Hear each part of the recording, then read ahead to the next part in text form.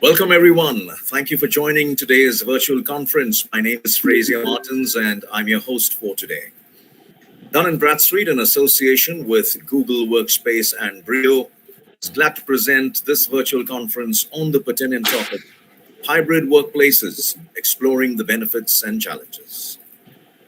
As the world forges ahead in the post-COVID era, companies are remodeling their workplace arrangements in line with the new normal. Moving away from mandatory remote working, companies are toying with new ideas, exploring more flexible ways of working for employees, and hybrid is the latest buzz in the corporate world. Companies are also contemplating long-term strategies for work hours and communication, as well as on-premise presence amid the ongoing uncertainty. This webinar would focus on what hybrid working would mean for companies, how they could structure a model specific to their requirements, the various benefits as well as the challenges and disadvantages. Now, before we begin exploring today's theme, I request everyone to please take a moment and go through the guidelines that have been displayed on your screen.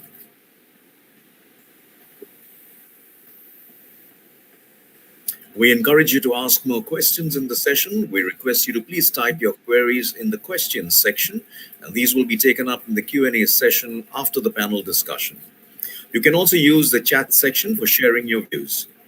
A couple of tips: we want to know you more, so please mention your name and company name when you post your question, and also mention the person you are directing your question to. Now let's take a quick look at the flow for today's session. Please refer to the agenda displayed on your screen right now.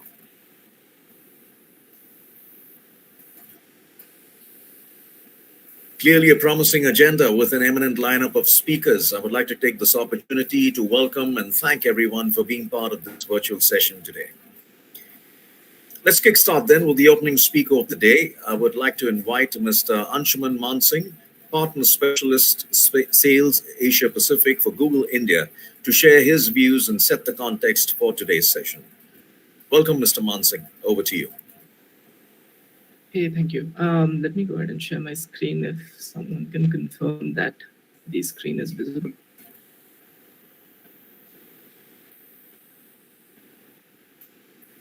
Yeah, we can see your screen. Please go ahead. Thank you. All right, so my name is Anshuman, and like mentioned, I work for Google. I am a partner-focused technology specialist at Google, and I basically help partners to build their businesses around Google Workspace and productivity solutions. Have been working with productivity solutions extensively at Google for 2 years now. Before that, I was at Microsoft for 8 odd years, working on similar fields. And today I'm going to go ahead and talk about, deconstruction of a hybrid workplace and what exactly it means for us, and how you can go ahead and build a hybrid workspace using Google's solutions. Now, before we move on to how to creating a hybrid workplace, let me go ahead and give you a context. Millions of businesses right now are emerging from the pandemic and are planning to bring their people back to work. We did a recent survey for Google's own customers, and we found that 74% of the companies or our customers intend to shift some of their employees to remote work, permanently. And 83% of the executives that we interviewed expect to support some level of hybrid work environment or all remote kind of work environment. So essentially, we are going to see a mix of people working from office and people who are permanently working from home or from a remote location. There are three questions that we generally come across from people who are concerned about how to implement hybrid work. We have kind of summarized those questions. How do people working somewhere else stay connected with those in office is one of the major concerns. How can all employees better manage their time and attention when they're working from in a hybrid work environment? And how can technology support well-being so that everyone can maximize their impact? Those are the three major concerns that we have come across while discussing about hybrid work with our customers. So now we have also worked on kind of a few success strategies on how you can go ahead and build hybrid work. Google itself has also been exploring, researching, and experimenting with its own employee base on how we can implement the best possible hybrid work environment possible. Now, again, some of the major, goal points for a hybrid work environment is how can we keep people productive and engaged even when they are, away from the office, and how we can prevent this sort of meeting fatigue that we saw during the initial phases of the pandemic. Those are some of the things that we want to go ahead and prevent. We also want to go ahead and make the hybrid work experience equitable for all employees so that even if you're working from home or from a remote location or from office, you have the same experience. And we would also want to go ahead and ensure that in-office experience that used to promote collaboration, a lot of collaboration that people are used to, is also presented in some way or the other when people are working from a remote location. Some of the success strategies that people can go ahead and use to build a hybrid work environment that we have gathered is going ahead and building a smart, flexible technology base that empowers hybrid work environment. We'll have to reimagine how the office looks like and how hybrid work looks like, inspired by inclusive work culture. And we'll also have to build a hybrid work culture wherein all the natural or business processes that we go ahead and do is done with a hybrid first mindset. And I'm going to double click on each of these statements, and we will together explore how Google envisions this. Now, while building a hybrid work environment, where we really went ahead and started is where people generally start their day. People generally go ahead and start their day with emails, right? Emails or their chat solution or their instant messaging solution. With Google Workspace, what we have done is we have built something called Spaces. Now, Spaces is a shared location wherein people or your employees come together to work. Employees or teams who are distributed in nature always need a dedicated space. In when we were at office, we used to have our own base. We used to have our own rooms where we could get together and go ahead and talk, chat, and we could get our work and projects done, right? On a virtual environment or in a hybrid environment, what Google has done is created these spaces wherein you can go ahead and bring your projects to life. Now, Spaces is relevant because it brings together not only chat like you see in the screenshot here, but also it brings together all of your regular communication channels like your emails. Or your meetings that you are going to have, or your ability to go ahead and make a direct call, all of them are brought into a single location, and you have all your files, all your communications in the form of instant messages, all your emails, and everything together in an easily navigable manner in a single space. We have also made these spaces discoverable. So, for example, if you want to keep a space private or public, you can go ahead and do that. We've also included enhanced search within spaces so that if you want to go ahead and search for something, it is easier for you to go ahead and search in spaces. And when you do search, it will search across all your chats, all your files, and all your emails in a single shot. You do not have to do it separately. We also have inline topic threading. This is something that makes it easier for you to reply to conversations in context rather than just add to general flow of things. So you can go ahead and actually reply to the message that you intend to reply to. And we also have robust security and admin features that give you Google grade security and protects you against any security vulnerabilities that you see out there. Not only that, not only spaces, another thing that we generally go ahead and work with day in and day out is our calendars. Now, with hybrid work, many teams, even my own team at Google, we have been working from different locations. In fact, my team works out of 5 different countries. And we have locations and working hours that are different from each other. And when many of us are, we're at office, we might have tended to go ahead and schedule meetings that were comfortable with majority of people who are working from office.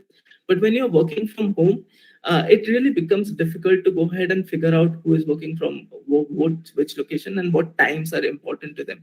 So within calendar itself, what we have done is we have gone ahead and built segmentations so that people can go ahead and not only present where they're working from, like you can see in the GIF over here, but you can also see what time zones they are working on, what is the working hours, what time zones are they comfortable working in, all of those things. And when you go ahead and schedule a meeting, Google Calendar automatically suggests those time frames, those windows that are comfortable with everyone. And so you can actually see who is working from where, and you can schedule meeting that includes everyone that needs to be part of that meeting. So that kind of greater visibility is also is something that we have worked towards. Not only that, we're also bringing in a new feature called Google Meet Direct Calling to Workspace. Now, this is something very important, because if you remember when we were working from home, and you had a question that you wanted to ask your colleague, you could just turn around and tap on your employee and go ahead and ask that question, right? And it used to be easy. Used to be also a great way to build relationships within your employees. And not only that, I mean, you could also meet your colleagues in the corridors and go ahead and ask those questions, or have a little chat and do this kind of things. Now, with a hybrid work environment, we do have video calling features wherein you can go ahead and schedule a structured meeting and go ahead and have these conversations. But structured meetings are not always the kind of things that we intend to have with our colleagues. We want to build relationships. We may want to ask very small questions. And you could always go ahead and place a call, but it would be great if you can go ahead and also use your Google Meet app to place calls and have video meetings ad hoc by just simply tapping a single key. So Google Meet Direct Calling is coming into Workspace, wherein you have a video calling experience right within the Gmail app if you're using the phone, or right from the Google Meet app, or Google Gmail experience on the web. And you can go ahead and tap that phone button over there and go ahead and initiate a call right away from the app. So that is something that is coming up. In addition to that, we are also bringing in something called companion mode. Companion mode is something that we have envisioned for a long time now. And this is really something that has been often asked from many of our customers. Uh, what is companion mode? Now, here's the thing. When we were at office, uh, what we used to do is, and the face-to-face meeting experience is very different, wherein you could go ahead and not only speak face-to-face, but also you could take notes. You could go ahead and draw on the whiteboard and go ahead and explain what you're thinking. You could do a lot of things, on the table while you are going ahead and meeting in the room. So a lot of things used to be possible in a face-to-face meeting. But when you're working in a hybrid work environment and you're working on a single screen real estate, sometimes what happens is able to do only one thing at a time. You are able to either see these people on the screen and see the presentation and take notes on a different tab. And if you go into a different tab, you're not able to see the screen anymore. Or if you want to go ahead and present a whiteboard, you used to have to go ahead and open a new tab, open a whiteboard, or go ahead and do a whiteboarding within the meeting itself while you're not able to see what other presentations are being made. So this is some of the constraints that we used to see when you're going ahead and having virtual meetings, when you have a single limited screen real estate. So what we have done is, with companion mode, we make it possible to for people to join in from different devices. And this is not something new. People have been joining meetings from different devices. But what used to happen is, when you join in from different devices, you would generally hear issues like echoes happening because you have a mic on in another device, and so the audio from the parent device gets heard by the mic in the additional device, and there are echoes and all those electronic noises that you go ahead and get. What we have actively done is build artificial intelligence into Google Meet that can actively figure out all of these noises from parent devices and additional devices that you're running, joining Google Meet with, and then cancel them out so that you can seamlessly join from a companion device. So you can use a companion device to go ahead and present while, or answer chats, or answer polls, or do a whiteboarding, while you are using the parent device to go ahead and simply turn the video on and be present on the meeting. Actually, it really makes it possible to go ahead and be part of the meeting in a much more involved way. So that's something that is coming on in Google Meet. Not only that, again, we have been companion mode is really good. It keeps people in the room seamlessly connected to their remote colleagues. But meeting hardware also plays a crucial role in making hybrid meetings feel more immersive and human. Now, with what we have also started investing on, and this is something that we have been doing for the past couple of years, is give options to our customers to go ahead and invest on some Meet certified hardware that makes it possible to have very, very quality, high quality meetings with your employees or your customers. Now, here's the thing: when it comes to room and hardware, of course, we have the ability to join meetings from a laptop, mobile, or a tablet, no matter where you are, seamlessly with a single touch, either from the app or from the web. We do have that option, but we have also made available options like Chromebase for Google Meet, which allows you to go ahead and allows individuals to remote in from small spaces in their rooms or small workplaces remotely, and go ahead and log in into Google Meet meetings. We have also released a Series 1 small and medium business room kit that I would be showing a little later. We also have Jamboard, which allows you to do whiteboarding, interactive whiteboarding. We also have large displays that we have gone ahead and worked on that you would want to be interested in. So without further ado, let me go ahead and give you a glimpse of the hardware that we have gone ahead and built. Let me go ahead and play this video, and let's take a look at it.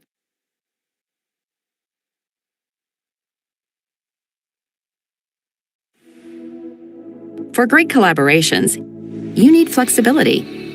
Meet Series 1 Board 65 and Desk 27, new from Google and Avocor, a leader in interactive displays. The Google Meet Series 1 portfolio has everything you need to turn any room into an immersive video collaboration experience for everyone, from any space, to connect, to create, to collaborate. For team spaces, Board 65 brings plug-and-play simplicity, video conferencing, and digital whiteboarding in one sleek device. Smaller, but no less powerful, Desk 27 sits perfectly in personal workspaces and on shared desks, at the office or at home. Both Board 65 and Desk 27 put integrated digital whiteboarding at your fingertips, so everyone can participate from wherever they are. For flexibility, Series 1 room kits let you build any sized meeting space. The Series 1 family combines advanced hardware with Google AI, so everyone is clearly heard and clearly seen from anywhere in the room. Simple to deploy, simple to manage, simple to use. Google Meet Series 1. It's technology that gets out of the way so you can get more done. Right, this is a hardware that we have designed along with Avocor. So that's Series 1 for you. Not only that, we have it's not only the hardware that we have designed with Avocor. We have also worked extensively with third-party organizations For great collab, like Logitech, to go ahead and release a series of Google Meet hardware systems, like the ones that you see in the screenshot over here. So there is the Logitech Rally Bar that you see in the screenshot. There is the Rally Bar for Google Meet Mini that we have just released. We have also something called Rally Z, which we have just also announced, which is again, it's Rally Z Rally Pro.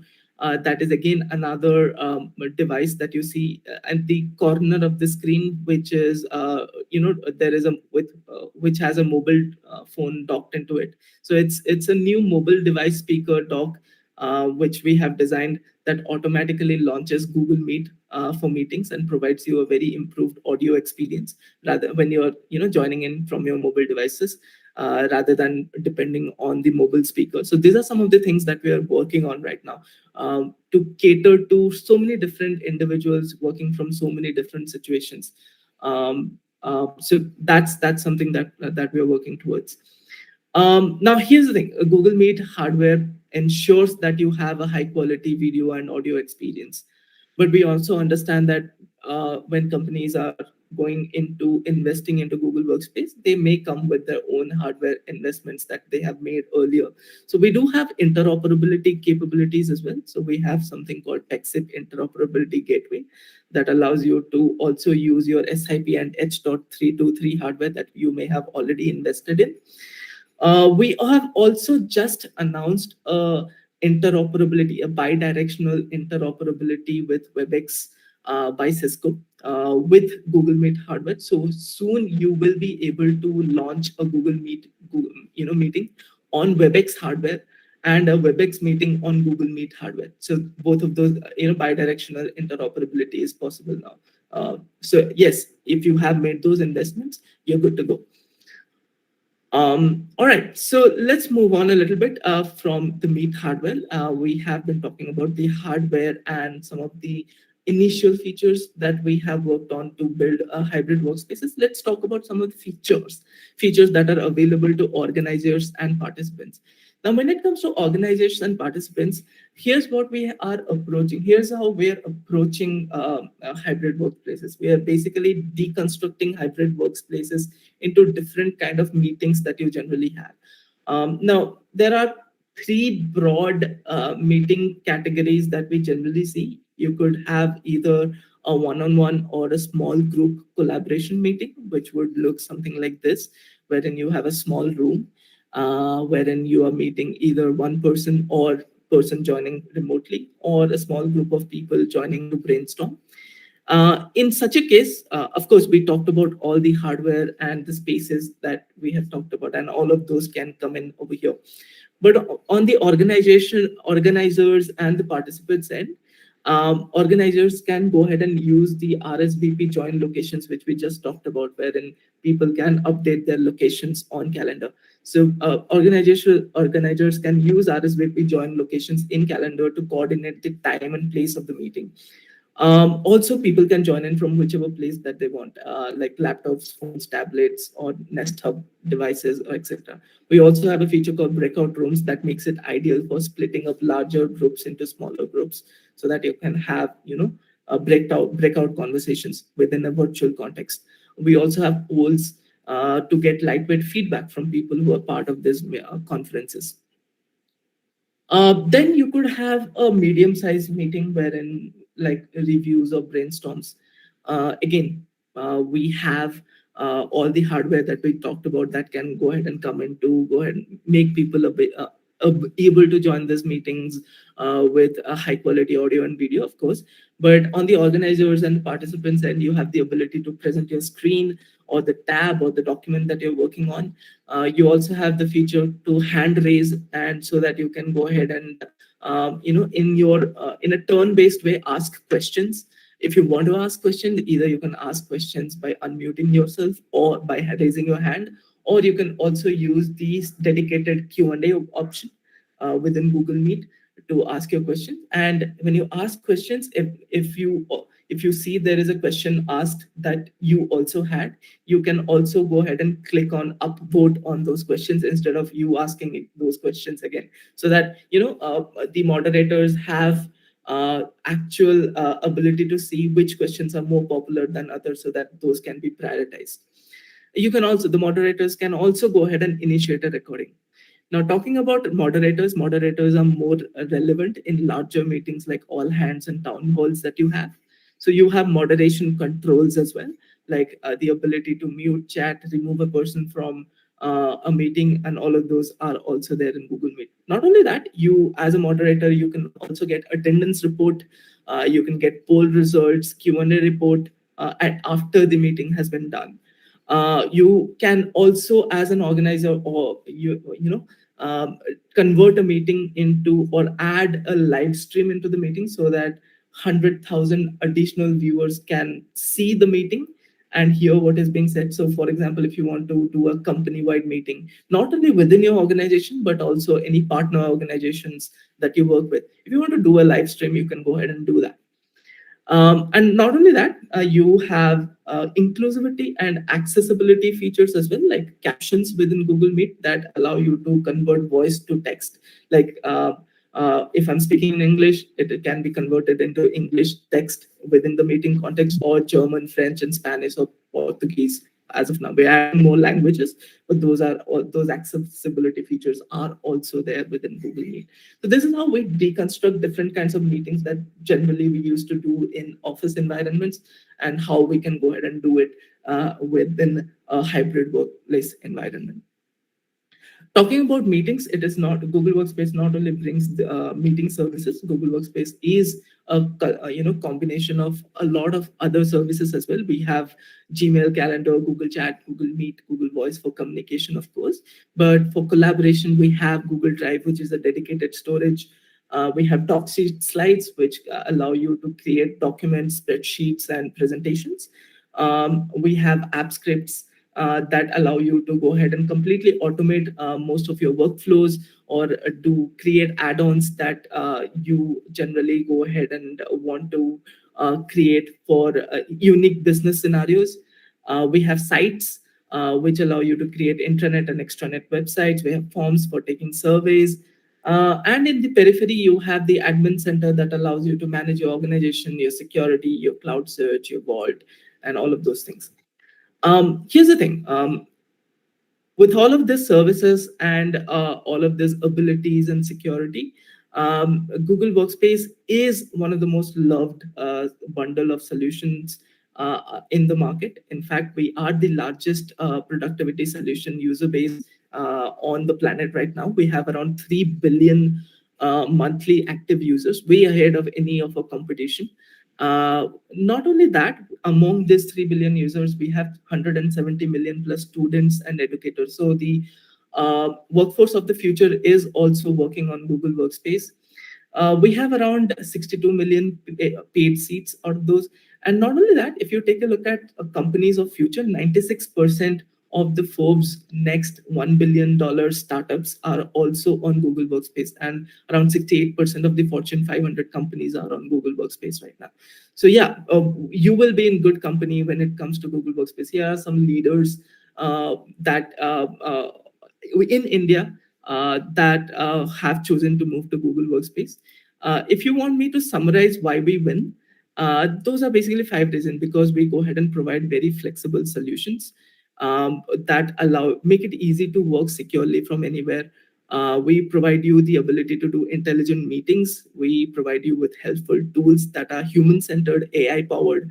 And we provide you with Google-grade security with the largest user base that are driven by machine learning. So those are the 5 reasons why we have won so much love among customers, and why we have the largest customer base right now. All right, this is the summary slide of what we just talked about: shared spaces, the companion mode, the calendar RSVP feature, the hardware updates. Here's what I want to go ahead and end up with. Hybrid work does not have to be, great disruptor. It can be a natural evolution of tools and approaches that have served distributed teams for decades. But by ensuring, a seamless collaboration between those in the room, in the office, and those working remotely in meetings all across the globe, or in all the ways that people generally collaborate, everyone can go ahead and, stay included in those meetings, connected in those meetings, and deliver a greater impact together. That's what Google Workspace intends to do, and those are the solutions that it brings together.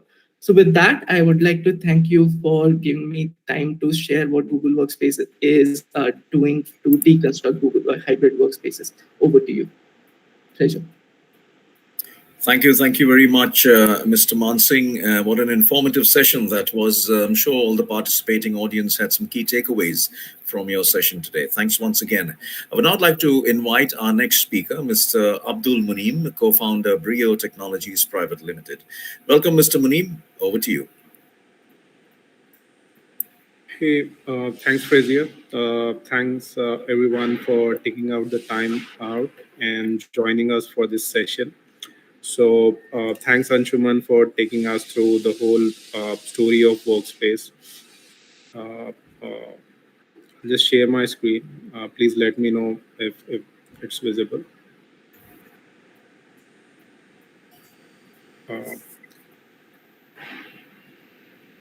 Is it visible? Not yet, Mr. Muneem. Yeah, it's coming up now. Yes, we can see it now. Please go ahead. Okay. Thanks. So, I would like to start with a very interesting fact. Gmail was started in 2004, and when Gmail was started, it was a great buzz about Gmail, and that buzz was it was offering around 1 GB of storage, which was around 500 times more than what other service providers were offering it.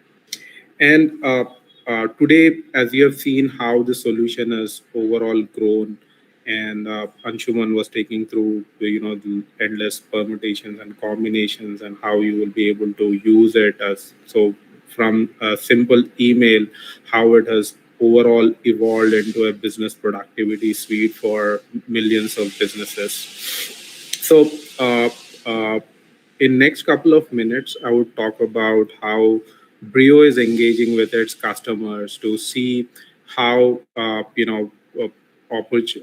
organizations can leverage these opportunities and achieve their business goals and move forward.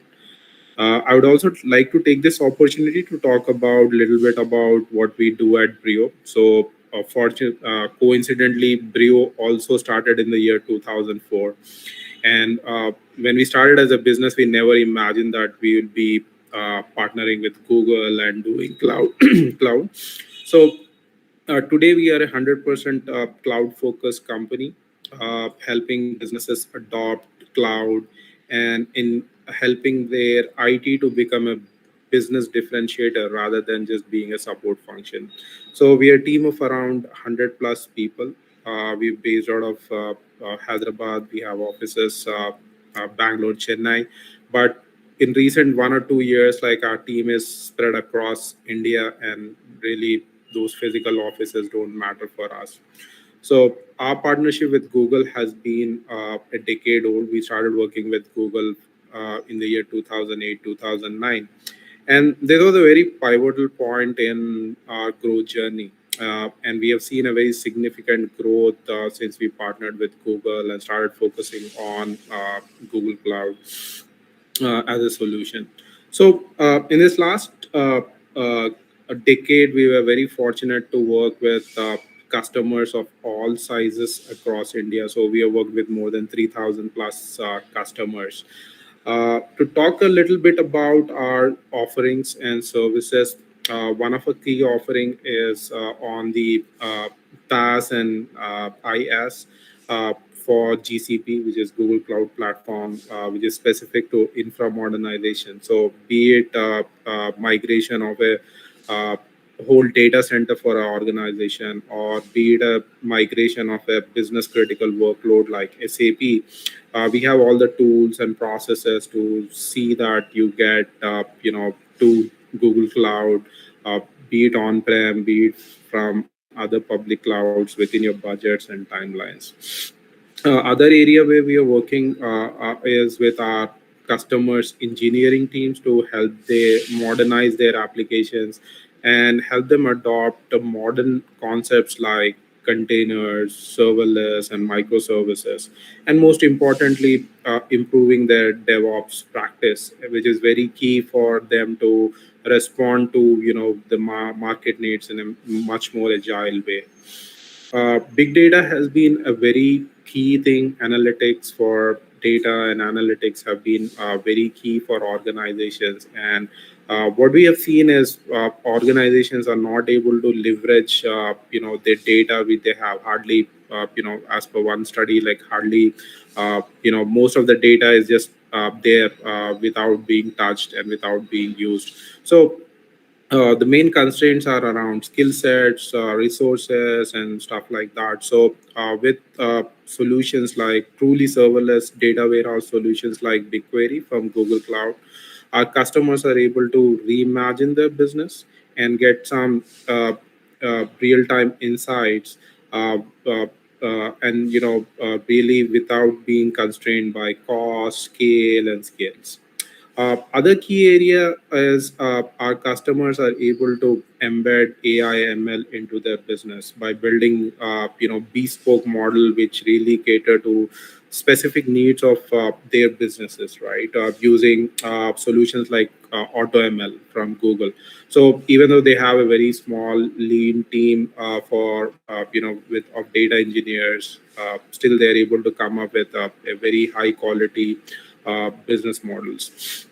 And one of the key areas where we are engaging with our customers is around their business productivity and how they get the work done, right? So we have worked with more than 3,000 plus customers of all sizes, and see how we could impact, the way they are getting the work done and, take forward the organization. So, in today's world, when we are deeply impacted by our personal lives, the applications which we use in our personal lives, so these applications give us great experience on mobile, irrespective of device. We are able to access the data seamlessly. We are able to collaborate. So all these things have really, so it has changed the way we shop, the way we travel, the way we collaborate, the way we talk. So everything has been impacted by the cloud technology in our personal lives, and this has also set up expectations for the workforce to expect same quality of solutions when it comes to their professional life. So when somebody is using something very good in his personal life, and when he is coming to an organization and he is not getting that same features and experience out of the product which he is using professionally, so that really impacts your workforce. Other key thing which we have learned working with thousands of customers is a implementation of any business productivity suite needs two important things. One is like support from the management or leadership, and other thing is it takes time. It just does not happen over a flip of button. So we have developed a whole process in which we want to partner with you in a long term and see whatever the technology which is being implemented is able to solve your business problems and is aligned with your business goals, because end of the day technology is as good as humans adopting it, right? So, what we have learned also is when any technology project is concerned, the whole focus is simply on technology, and in very rare cases, there's some focus on people. But for an organization to have a true digital transformation, I think the three processes or three components have to be acted upon simultaneously and in a sustained way. So, what we mean is a people, process, and technology, when they are put together, that is where the intersection is the transformation. So it's like enabling technology and motivating people and reimagining your business processes would definitely make any organization achieve that scale and true transformation, and this has to be done in a sustained way. When we look at the whole life cycle of any a technology implementation, we sort of divide it into three phases. One is the enablement phase, which is all about deploying that technology, getting it right and communicating that, hey, this exists, and enabling people, to start using it. Once that happens, the next phase is all about expand that and see how we can increase that adoption of the technology. So what we do is we sort of create some champions, internal champions, who are going to talk about and who are going to increase the adoption and evangelize the new technology within the organization. So a final goal working with you is to really see that this new technology gets embedded within the organization culture, because that is more important, for us. So as you can understand, the whole process is a lengthy process. It's not like Brio is coming and partnering with you for just enablement and then we are out of the picture. We want to take that whole journey along with you and see how you are able to make most out of the whole technology. So coming to my last slide, why Brio is very important, because cloud, as you have seen, like the cloud space has exploded in the last decade, and there are immense benefits which organization can get. But it's very important that the implementation is done in a right way, the adoption is done in a right way. So we have done, with our experience of working with thousands of customers, we know the pitfalls, we know what mistakes can happen, and how to avoid those mistakes. So we can get you to your destination within the timelines and overall budgets. Other key area where we complement and augment our customers is augmenting their team with the skill sets, because the technology may be new, your internal teams may require some hand holding, and not all technologies work same, so there's something different to it. So this is where we come and expedite the adoption within your technical teams as well. So with this, I would like to conclude. I would like to thanks once again to all of the participants who have joined us, and I would hand it over to Frazier. Thanks, everyone. Bye.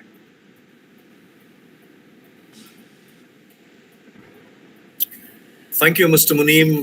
What an informative session that was. Again, I'm sure all the participating audience had some key takeaways from your session today. Right, let's move on now to the most awaited knowledge sharing and interactive session, the panel discussion.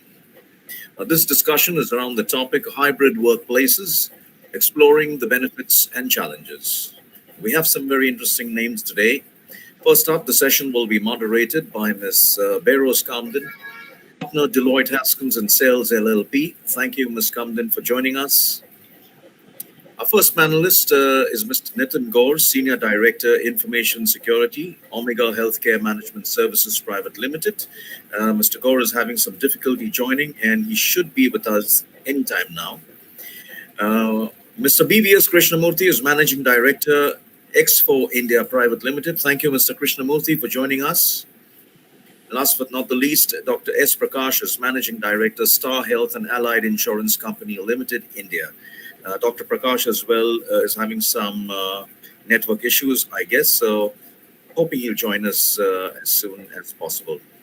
But without further ado, I'm going to hand it over to Ms. Kamdin. Over to you, and let's begin the panel discussion. Thank you, Fraser. So I think we're still awaiting Dr. Prakash to join, and very good afternoon. I'm here with you. Okay, so we are waiting Nitin's to join, and there was one more panelist, Mr. Rajesh Renufnas. Actually, he's got a medical emergency, and therefore he's excused himself and apologized for not being able to join the session. So, Dr. Prakash, if you can put on your video. Before we start the session, if I can just have some thought on one word or one sentence which comes to mind when we hear the word hybrid workplaces. Dr. Prakash? The need for the future. The need for the future. I would say flexibility. Flexibility, I agree. What comes to mind is basically where, how, and when we can work. And that's what flexibility is about. Yes. So I think that's setting the context on it. And thank you. We had Dun & Bradstreet and we had Mr. Abdul and Anjuman give us a context setting on the topic. So we'll be discussing basically to say what are the benefits and challenges that we have on this hybrid workplace. So Dr. Prakash, what do you think? This pandemic has impacted us, all of us. And in this pandemic, what is it that you are seeing, how it has changed the workplace? Pandemic is certainly with regard to in the healthcare ecosystem, we see a lot of positive transformation and acceleration happening post the pandemic. For example, onboarding journey for a customer when they want to buy an health insurance, and servicing when they want to submit their claims. All these things we have made it digitally. And the digital issuance of policy and digital transactions have increased more than 2 to 3-fold. And post the pandemic, I think one of the impact I can say that we all used to travel. We have our branches in 700 plus locations, and we have a hierarchy of people where we used to keep traveling. All our vice president and above, they are most of the time on air.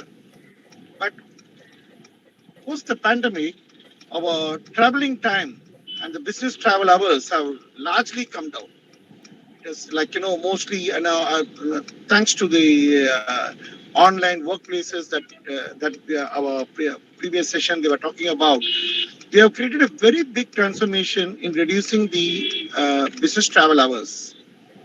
And third thing on the real estate, we have stopped hiring more and more real estate spaces. And we are trying to redistribute our existing place for the expanding manpower requirement. And one more feed forward on the online front is the introduction of telemedicine services. Yes. So telemedicine has gone a long way to help people to have their primary consultation, electronic second opinion, and also emergency services. We can almost offer a virtually emergency service to our customers when they reach our telemedicine department. So naturally, online classes, online training, a lot of improvement on the technology front we can see post the pandemic. Of course, the industry has been working on AI, ML platforms to create a very happy and successful working environment and a customer experience. That's also happening. So there's a lot of progress. Although COVID is not a welcome event for the country and for the globe, but when it comes to online, the metamorphosis is happening in a big way, and digital transformation is happening and progressing, and that's a welcome finding, really. I agree, Dr. Prakash. Absolutely. I think something which was always there, which people never realized it. I think though COVID was not the right situation to do it, but I think it's really transformed, has escalated and catalyzed the whole thing. Mr. Krishnamurthy, would you like to add to say how the pandemic has changed your sector? So we've got two separate sectors here. So we would like to hear from your sector, how has it impacted? So our sector is basically concerning with the telecom solutions, and we have both the hardware as well as also the software. And naturally, wherever there is a hardware, because we sell the boxes, we sell the software solutions, then we have also a very highly extensive labs.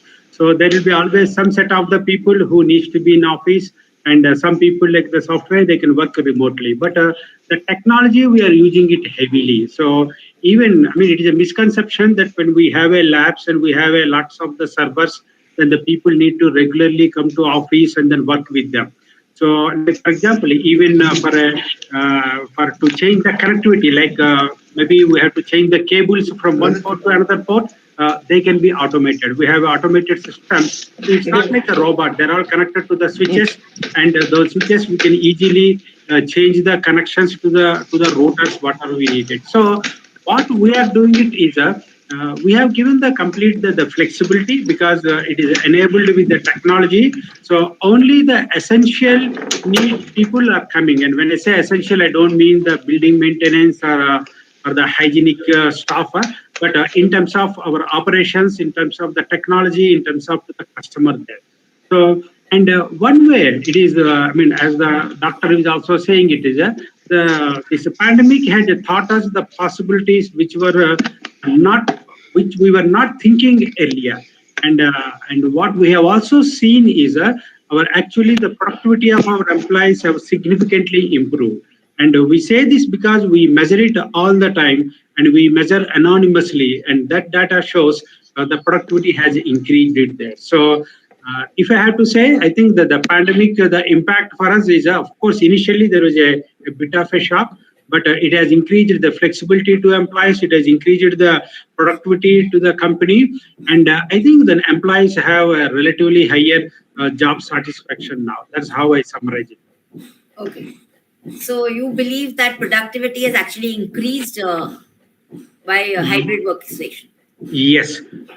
No, even I will go a step further there. The productivity has increased with the remote working, because in the past, I mean, now we also, our organization also has moved to the hybrid. It is a mix of the working there, but until a short while ago, we are working in a completely remote teams.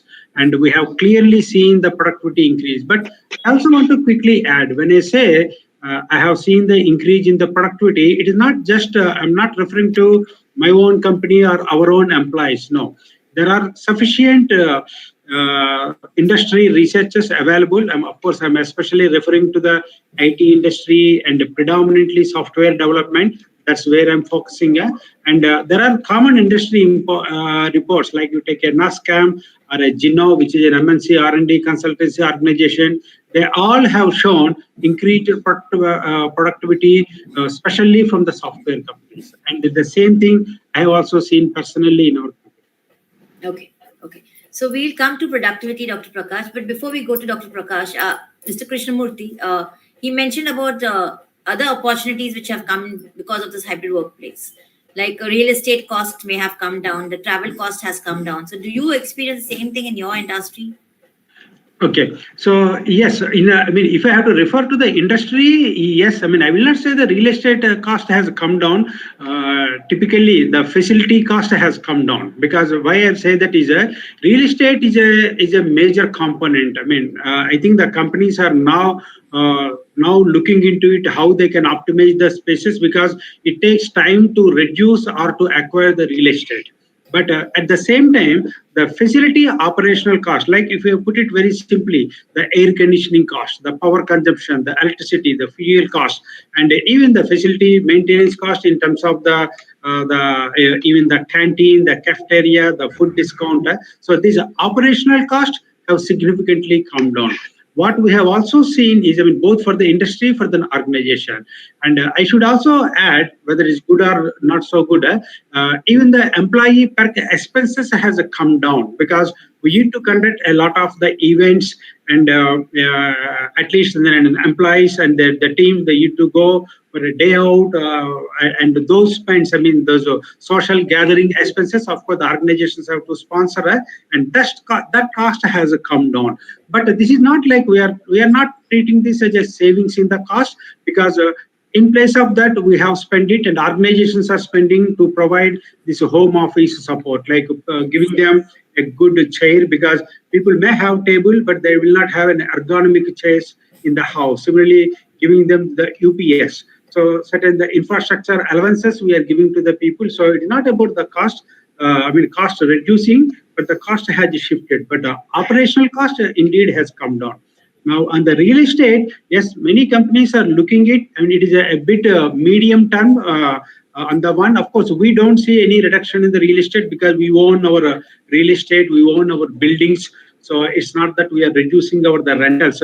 But yes, sure, the companies are also looking into that, and some of them have reduced it, and they're going to the flexible space, which is not only the flexibility for the employees, but then to organize the workbench also in a flexible way. Means employees will not have a fixed desk, but they need to book it, or they will get allotted once they express their wish to come to office on the day. Dynamically it gets allotted. So we see a lot of dynamics, and I believe all these dynamics are the good part of the pandemic. Yeah. Thank you. So, Dr. Prakash, coming to you on this productivity, have you seen productivity increase by hybrid workplaces? I should agree to that, what Mr. EVS Krishnamurthy was pointing to. Certainly, it has increased the productivity because I can say that instead of looking at hours worked, we have started looking at milestones achieved. So that's a very milestones and deadlines that are achieved. That's very important. And certainly, this gives a lot of comfort. I look at it as an opportunity for remote working at the employee level, employer level, and the environment level. At the employee level, definitely it gives them a lot of peace of mind, less travel time, less expense on travel, better work-life balance, particularly when both husband and wife are working, they're dual career families. The spouses can pursue their respective career. That applies to us because in our claim servicing for health insurance, we see we have around 500, close to 500 doctors. 80% of them are women folks. And most of them have to balance their family. So it really helps them and they're able to offer a better productivity for us. So it's a boon for dual career families, I can say. And the reduction in cost for some people who decide to go to their native place and remain there and work.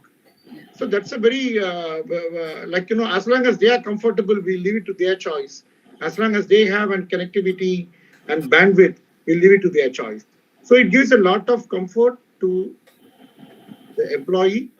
For the employers, we look at productivity. Naturally, this increases productivity and there is a reduction in job attrition and brain drain. I can definitely say there is less brain drain when we allow them to work at their comfort from home. But there are challenges which I will enumerate later. Our office spaces also, we can best utilize our office space. And but work from home, we don't allow for all. We tell our employees that work from home is a recognition. This recognition is given to people who are sincere, who are capable of working from home. We give them whatever knowledge bot that they want so that they have an easy access to the system and they have a virtual presence of their buddy or mentor around them. So we create a knowledge bot, we create the buddy mentor concept, and we allow them, we give them a lot of comfort. So this is the advantage at the employee and the employer level. For the environment, I can say that eliminating unnecessary commute by vehicles can definitely reduce carbon emission and the amount of respiratory diseases that we are being exposed to of late, particularly in some of the metros like Delhi. We see a lot of occupation-related and atmospheric pollution-related triggering of asthma and other respiratory diseases. That increases the healthcare burden. So naturally, it can help the environment. And finally, one more thing, as we foster rural economy, by allowing people to remain in their semi-urban or rural area and continue to work for us, we can really see a reverse migration happening. That can really, foster rural economy in my view. So we haven't seen a reverse migration happen, but yes, like Mr. Krishnamurthy also mentioned, you also mentioned, we've seen our staff going back to their hometowns and working from there. So that's actually happened in that sense. They're working from their hometowns and it's much better and they really they appreciate all of this. So I think there are a lot of opportunities of hybrid workplace. There are certain challenges that you referred to. So maybe you want to start with it, Mr. Krishnamurthy, on what are certain challenges that you've seen because of this hybrid workplace? Yes. So the biggest challenge or the biggest drawback of the hybrid, I would also combine the hybrid or the remote working where people are all not regularly together in the office space is for us is the innovation. Because innovation happens not when the individuals work in a formal setup, but when the people are informally interacting together. And in a normal office setup, they meet and they discuss or at a canteen or at a coffee or at a breakout area, they informally or they walk together and then they talk each other. But when they're working from home or even in hybrid space, only when the hybrid working only with the limited people are in the office. They don't speak with each other unless there is a meeting. I mean, we don't set up a Zoom or a Google Meet call unless there is a specific subject to be discussed. So all meetings will tend to become more formal, and the informal interactions, there is a huge reduction. And we have clearly seen that is also showing up a dip in the innovation. I mean, how do we say is of course, like for a patents, I mean, we don't get the patents just like that. For one patent to be filed, there are hundreds of new ideas have to be generated, and the idea has to go through several phases to get filtered out. And we have clearly seen a reduction in that over the last 1.5 years. So I would say the first drawback for us is the reduction in this innovation. The second thing is while this hybrid, I mean, especially hybrid, not the remote working, the hybrid working, while it has increased the employee satisfaction for some section of the people, but for some other section, it has become a concern, and it is generating a negative vibe. So how I say, like exactly what you mentioned it, that some people have gone to their hometown anywhere in India, and as long as it is working from home, they're all working fine. But when it comes to the hybrid working, typically we are saying, we are encouraging the people, okay, you come for a few days in a month or once in a week. But they say, hey, I can't come, say, from Bangalore to Pune or to another one once in a week. So I will work only from here. And else, okay, then I have to look where my hometown, I mean, where I'm staying there. That is. So, and that means even though companies are coming 2 steps forward in offering this hybrid and then the flexible one, for some set of the people, and it is a significant number, their expectation for 1.5 years is a full permanent remote working. And especially, if I may be allowed to say, Dr. Prakash, we are working with the doctors whom I consider much more mature than the IT workforce who are more pampered. So I see as in a more impact this young workforce. They have expectation that many of them, I mean, they consider the complete remote working as their expectation, and then hybrid working is still a stress for them. I mean, these are the 2 drawbacks that what I'm seeing it. But apart from this, I'm not seeing any difference with regards to the challenges with organizing the workspace or the flexibility or the other one. But I will restrict these 2 key points. I mean, the innovation and some dissatisfaction, especially people who are working from their hometowns to come once in a while to office. Right. Thank you. So, Dr. Prakash, what are the challenges that you've experienced in your industry? I agree with Mr. BVS when he said that doctors are less pampered. Rather, I should glorify that statement by saying that doctors are less pampered, more threatened, and very less paid compared to IT colleagues. Yes, that I agree. And particularly the type of services they were rendering during the pandemic.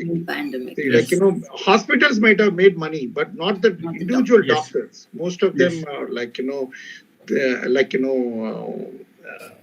facing the real risk of their life and their family's life to safeguard the interests of the patients.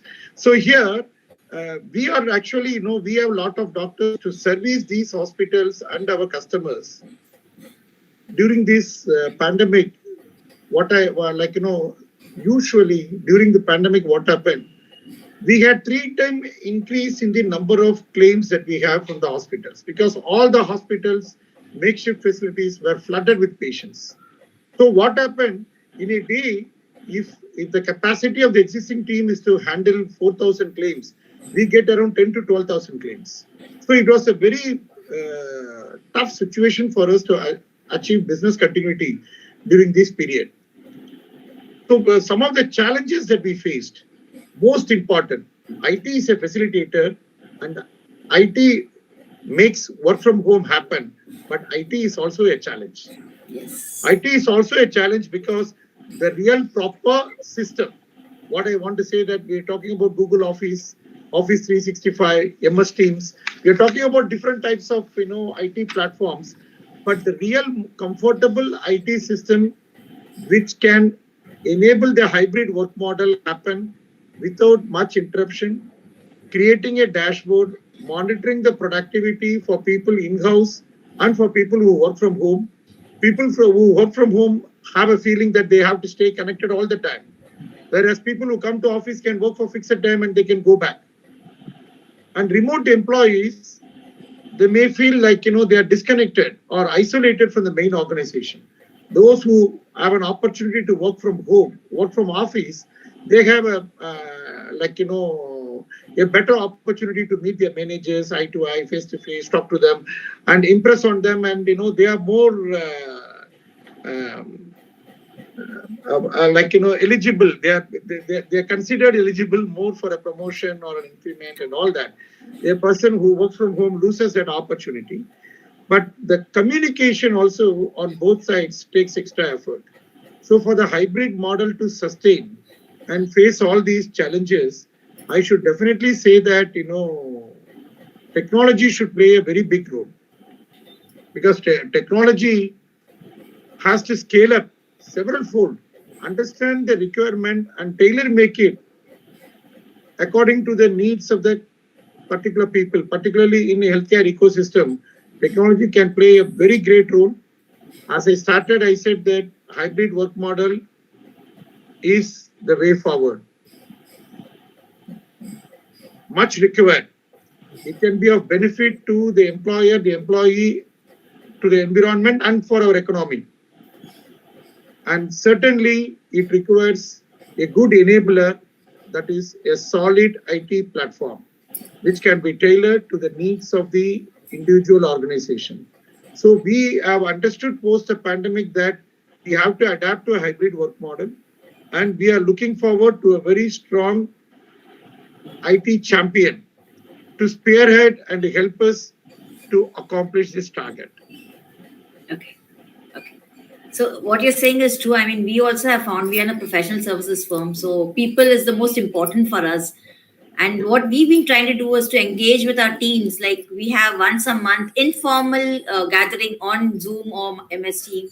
We have birthday parties, celebrations happening on virtual platforms. We have town hall celebrations happening on virtual platforms. So we do keep engaging with them, chai pe charcha. So something or the other has to be done. And we have a lot of wellness programs also on virtual platforms for our teams. And that's happened. And actually, we've got time to do a lot of things other than just work. But yes, work has extended further than just the normal working hours. If you went to office and came back, it was different. Now it's like 24/7. And it's true for clients also, not only for us. So when we did one survey for some of our clients on these challenges and drawbacks which were there, 4 key points came out of it, and that were maintaining culture.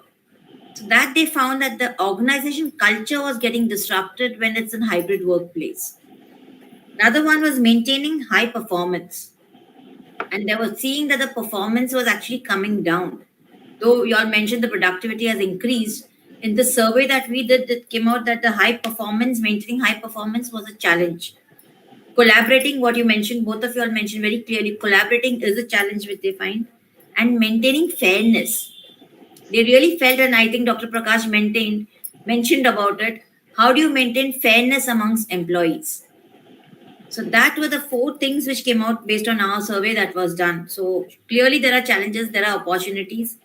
So now if we were to look at it, and we have this time, so I would just like to see that how would you approach a digital workplace? So what is it that you look at it when you strategize for a digital workplace? Is there anything in mind which you adopt, or a process that you adopt when you go for a digital workplace? Mr. Krishnamurthy? Yeah, okay. So, to be frank, we are working on the digital domain, for quite a long, because we are a telecom company. So, in a way, we are already completely prepared for this pandemic, especially in the view, like for example, we have the systems which enable us to employees to remotely log into our servers and their office space, and also because the people even to collaborate remotely. These systems are in place earlier, except that, of course, they were only at any point of time, maybe at the most, maybe about 15%, or if 15 to 18% of employees will be using, because the rest of the people are working from office. And now this has got a reverse, where more than 80 and 85% are working digitally. But to answer your question, what we are looking at the digital, what aspects we are looking for the digital working, I would say the very first thing is the security, because the security, the most important challenge, especially for the organizations with this ransomware and RYUK and with all those the security threats there. So that's what we look. I mean, how the digital systems or the tools that enable us to work remotely or the flexibly then hybrid. What kind of the security is already built into it? Of course, we don't leave that security only to the tools and to the processes. We conduct a heavy training and mandatory training to all the employees on the do's and the don'ts when they're working remotely or even from the office. I mean, what is the digital efficacy from the security perspective, not from the social interaction perspective. So that is the security. Then after the security, of course, it comes with regards to the performance, speed, and the latency.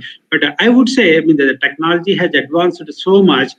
These things are nearly taken care. I mean, whichever one the platform, there are some platforms which gives a much more performance, and of course, I can easily specify the Google Meet and then Google Workspace, because they have the advantage of their original, their AI and their organizational infrastructure as a background in the Google background on that one. So it has it, but those technological challenges is not there. So I would put it more as the security, and of course the third one is an affordability. But for one, we are quite familiar, and organization we were using these digital tools for quite a long.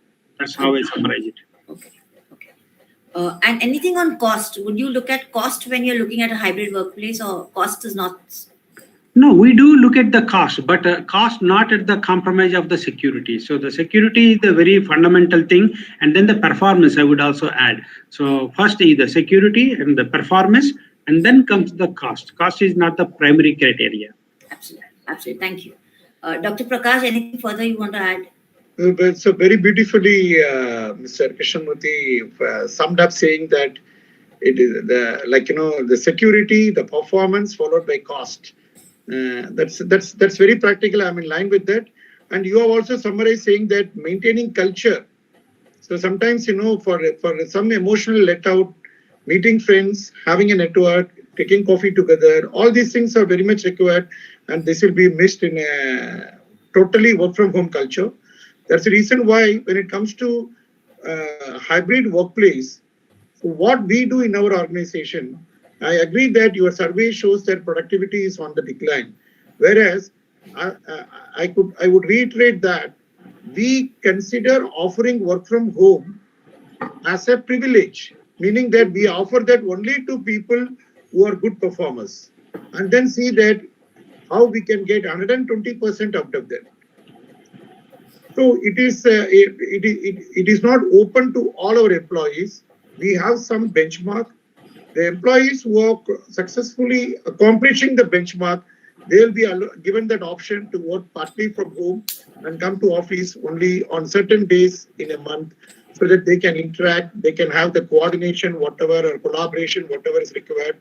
They can enrich the guidelines and trainings, and that can also help us to apparently maintain fairness. What you are trying to say, fairness among all the employees. So that's about it from my end. Okay. So if we were to summarize it, this, I think digital workplace is there. I mean, it's now a normal. I think it's not something that can be said that it's not going to be existing. It's a normal. So I think every organization has to be adopting it. They just have to see that how they can monitor it. Maybe one thing is measurement. And if we can measure the productivity, performance, and all of that coming in from the workplace, I think that's something that every organization will implement. So on measurement, would you say that you mentioned performance? That's the second best thing, how it's performing. So that's measuring the performance of your employees. Would you also measure the well-being of your employees on that platform, with whichever platform you'll have?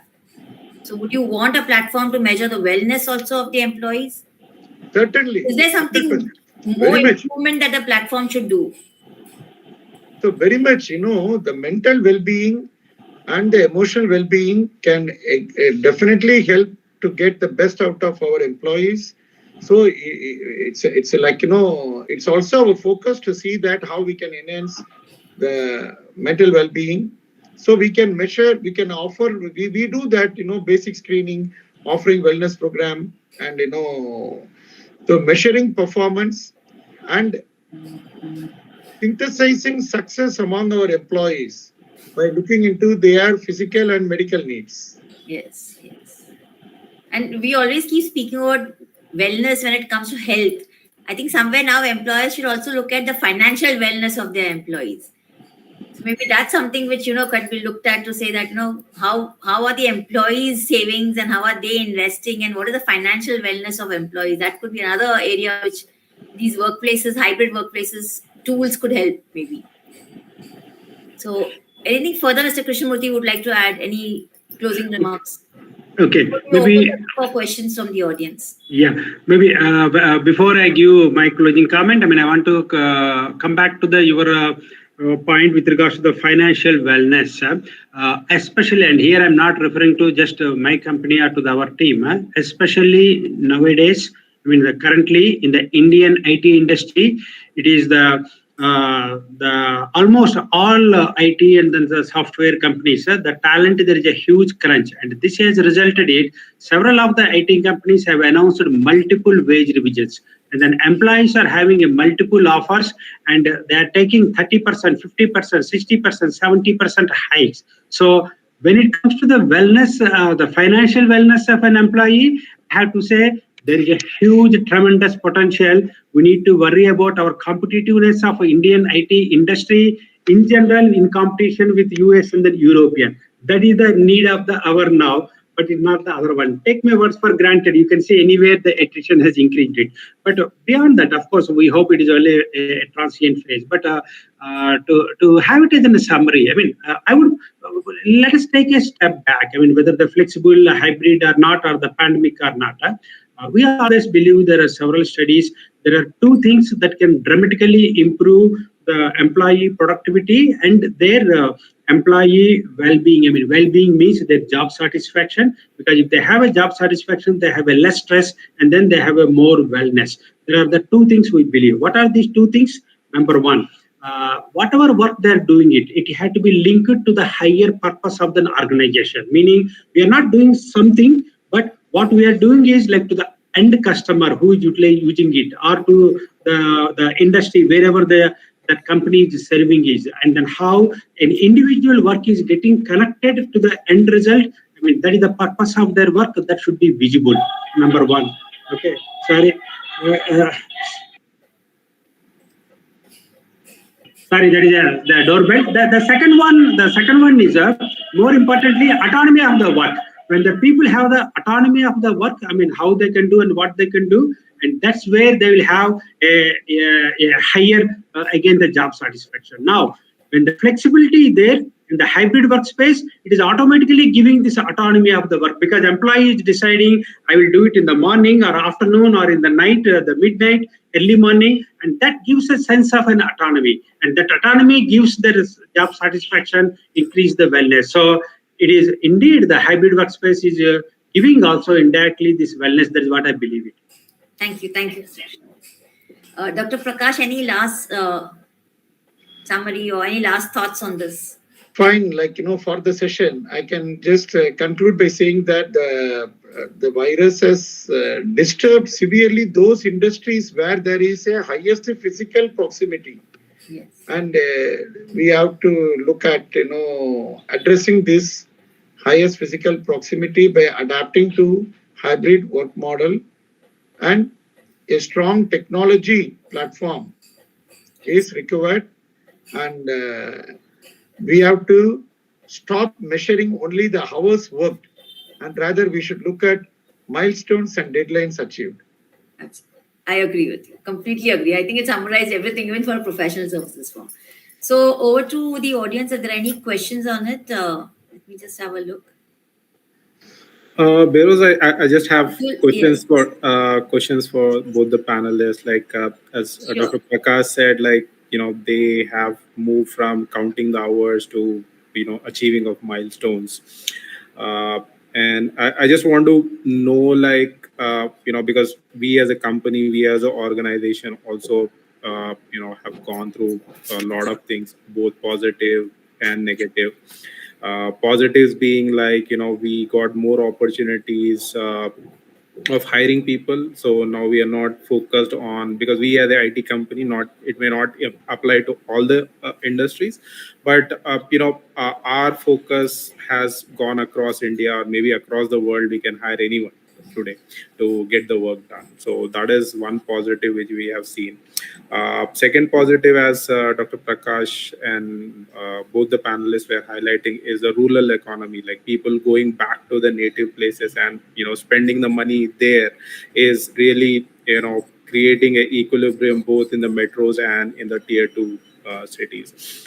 But iteration has been a big problem, and as the points which you have discussed about the survey also, right? I can closely correlate, like culture has been one of the important thing for us to see how are we going to retain our culture, because end of the day it's nothing is changing for an employee who is changing an organization except laptop, right? He is working on the same table, same chair, and only his laptop is changing, right? So with this, so I don't know, like how both of you are seeing that, how you can really see that the cultural values are upholded in the organization in a digital way. So I just want to know thoughts around those that area particularly.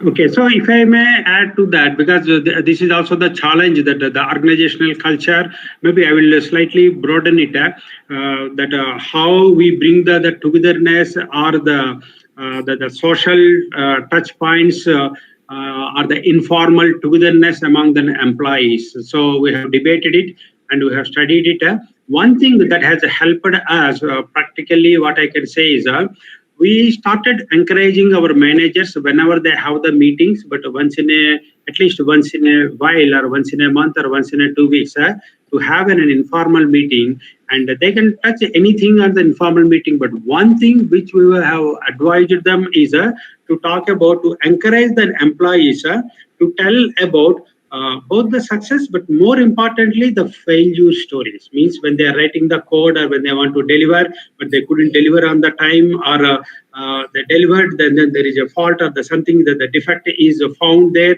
critical one, those failure stories. And the reason behind that is as follows. Because typically, when you are working together, we all put a very a brave front as if everything is going well. Even though there is a difficulty, we don't try to show up the difficulties on outside. But when an employees share their failure stories, then it immediately creates as if they're all part of like a family, and there is a huge trust, and there are no confidentiality or the false prestige. And we found that one, and that's what the latter the people say, that the people mingle more because of this hearing these okay, yes, they're also same human beings, they're also going through the same one. So this slightly negative aspect of sharing the failure stories has given us a more, I mean, not as a culture, but as a bonding of the teams, even working remotely. That's what I can add. Thank you. With regard to us, I can say that, in health insurance, actually, it is a tightrope walk. If you ask me, the culture post-pandemic, it has been a very stressful days for all the employees in a health insurance industry, because every one of them are seeing almost 2.5 to 3 times increase in the numbers. And they have to satisfy the needs of a customer who comes with a claim from a hospital. They have to make the salesperson who procures a business reasonably happy and satisfied. They have to offer a good service to the customer. They have to keep the procurement team happy. And also they have to be friendly with the hospitals. where the hospitals always tend to charge more and expect more from an insurance patient. So it is a tightrope walk where we have to do all these three, and apart from that, we have to safeguard the outgo for the company. We have to prevent fraud, abuse, leakage, and safeguard the outgo. So it's a very the working atmosphere and culture has become very stressful post the pandemic because of the increasing number of patients who are getting admitted to the hospital. During the peak of the pandemic, it was the COVID-19 patients who are getting admitted to hospital. And now it is those elective surgeries who are waiting for the surgery to be done, who could not go to hospital during the pandemic. Now they are rushing to the hospitals, and so we don't have enough time to look at the comforts of our customer employees for the time being, and we have to seriously look at how we can create a very happy and pleasant working atmosphere. And apart from us, it is also in the hands of the nature to help us with absence of any further waves in the pandemic, and people not suffering from post-COVID complications or non-communicable diseases, and people staying healthy in the long run. So Behroz, if you allow, I'd like to ask one more question here to both the panelists. So it's regarding the performance or productivity, right? Because I think definitely there might have been a shift in the way you measure and monitor the productivity before pandemic, and or maybe work from office and with the hybrid work. So what are the challenges or how you're addressing that? So to sincerely, if I can tell you, to really measure the productivity with regard to servicing, we need a very strong technology platform. When it comes to sourcing a business, we know the targets, the numbers, and we can very easily monitor the productivity. And on the sourcing front, we are okay to measure the productivity, but on the servicing front, we do have some difficulties at present, and that's why I'm spending a lot of time on digitizing the process and talking to some of the technology partners and see that how we can bring in technology to help us on this front. Okay, so from our side, the one point I want to highlight is there is absolutely no difference in the way we are measuring our productivity before the pandemic and during the pandemic, because and our stand is we need to have the baseline, because if we change the baseline, then we cannot compare our productivity with the previous one there. So we are measuring exactly the same, except that it is an automated measurement, because we are in a software industry. We measure the function points, or which is something like the code size. It's not exactly code size, but we can equate it like that. So it is the function points, and it is measured automatically, meaning it by automated tools, not by individual reporting it. So we have a clear view how much is the throughput earlier and the now and the comparison. So there is no difference in the way we are measuring, and that's what allows us to compare our productivity than the earlier productivity and then say, yes, it is higher. Thanks a lot for those wonderful inputs. Thank you, Abdul. So I think we have no more questions. There's just one last on tech exhaustion. Do you find that people are becoming tech exhausted by all this technology and apps and all of that which we have? Because they are full time, 24 hours on something or the other. It's either mobile or the laptop or some iPad. So do you find that employees are getting tech exhausted? Yeah, I mean, okay, I can say yes, because we have seen an increased attrition, and incidentally, we have also seen where the people are saying they're resigning, they're saying they want to take a break. So they're saying they're not finding any other job, but they want to take a break, and they will see after 6 months or 1 year what to do there. So this may be an indirect indication of this tech exhaustion. That is what I think. Right. Dr. Prakash, do you see that? Yeah, tech exhaustion and happens not only within my family but also the extended family, which I think my office is. So everywhere people are getting, exhausted by too much, spending too much time on the technology and on the digital and on the apps. But in a way, we are losing our original culture. Yeah. We have to seriously look into that and educate the next generation to have a human touch. Absolutely. Because we're having Friday hobby centers, but that's all virtually. It's on the laptop. Or we are having yoga sessions on Saturdays, but that's also virtually. So there's so much things which are happening virtually. I think somewhere the human touch is getting missed out. But thank you so much. Thank you very much, Dr. Prakash and Mr. Thank you. Krishnamurthy. Right. Thank you. And it was a very nice session, and we really got a lot of insights from you. Over to you, Fraser. Thank you, Abdul, and thank you, Anshuman. Thank you all. Thanks. Lovely. Thank you, Ms. Kamdin, for summarizing that entire discussion.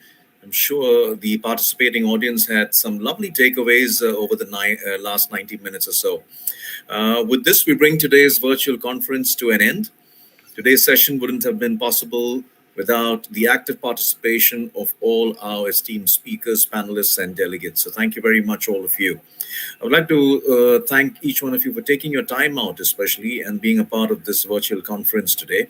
A special thanks to Google Workspace and Brio for their support to this initiative, without whom this conference wouldn't have been possible. Thank you once again, ladies and gentlemen. It was great to be in your company this afternoon. Till we meet again, stay safe, all of you. Take care. Thank you. Bye-bye. Have a nice evening.